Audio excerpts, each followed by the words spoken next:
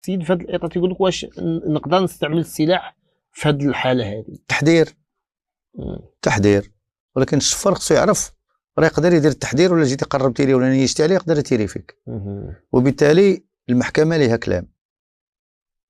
انت داخل عنده البروبريتي بريفي ديالو، واحد الحاجه ديالو خاصه، دخلتي حتى لعندو لدارو ومحالو، وفي السكن في القانون راه معروف يكون داير به حيط وعنده باب، وانت دخلتي وضربتي كل شيء، وعندك السرقه الموصوفه وجيتي كتهدو، راه ممكن انه ما يتريقلوش ليه الموريات ويجبد معاك. الله ما يداروا كلهم كتلقى اكتافهم كل واحد قد العرض.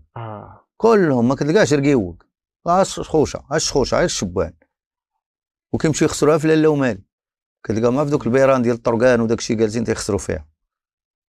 لذلك الناس اللي عندهم البهايم واللي عندهم هذه هما يزيدوا شويه، خصهم يزيدوا شويه.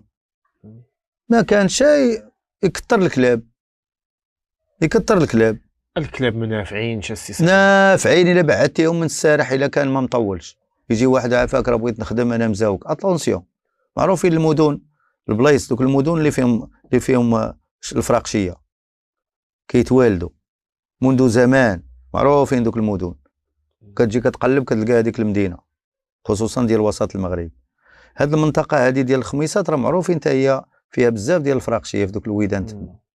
وكانوا عندنا، انا كنت خدمت في مكناس، وفين ما شدينا البقر الفراقشيه ديال البقر ولا الفراقشيه ديال الغلم كنلقاو من هذه المنطقه وصل البقر. كنتو كتشدوا الفراقشيه بزاف؟ ماشي غير، ولكن كنتو كتشدوا داكشي اللي دا ولا ما كتشدوش؟ كنشدوا